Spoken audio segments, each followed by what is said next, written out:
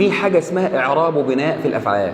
قلت له حتى الافعال كمان فيها اعراب وبناء زي الاسماء؟ قال لي اه. قلت له يعني ايه؟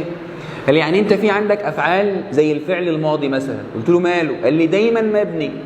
قلت له ماشي خلاص. قال لي في حاجه ثانيه اسمها الفعل الامر.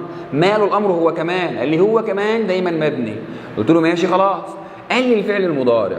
قلت له دايما مبني. قال لي لا، الفعل المضارع ده بقى بيتبنى في حالتين اتنين بس. يعني ايه؟ قال لي يعني في حالتين هيجوا مع الفعل المضارع، لو شفتهم معاه يبقى فعل مضارع مبني. طب لو دول ما جوش معاه، قال لي الفعل المضارع ساعتها هيكون فعل معرب. يعني ايه فعل معرب؟ يعني مره يترفع ومره يتنصب ومره يتجزم. قلت له يعني معنى كده ان الفعل المضارع ممكن اخره يتغير؟ قال لي جدع، ساعتها هقول على الفعل المضارع معرب. يبقى الفعل المضارع معرب في كل حالاته الا في الحالتين بتوع البناء.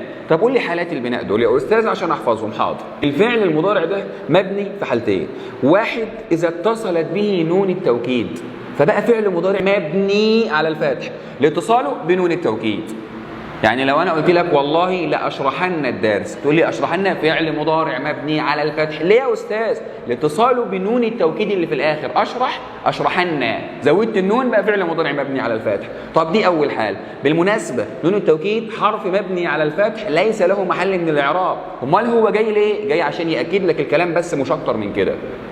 طب ده بالنسبه لاول حال. الحاله رقم 2 قال لي الفعل المضارع هيتبنى على السكون. امتى يتبنى على السكون؟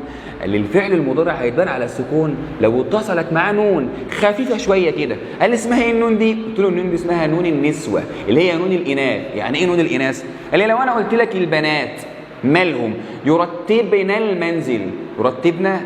يرتب ده فعل مضارع اتصل به النون بس دي نون النسوة. ساعتها اقول فعل مضارع ماله؟ قال لي فعل مضارع مبني على السكون المرة دي لاتصاله بنون النسوة. وبالمناسبة نون النسوة دي ضمير مبني على الفتح في محل رفع فاعل. يعني نون التوكيد ما كانش ليها محل من الاعراب لان هي حرف رغم انها كبيرة شوية عن نون النسوة، لكن نون النسوة دي ضمير ومبني في محل رفع فاعل.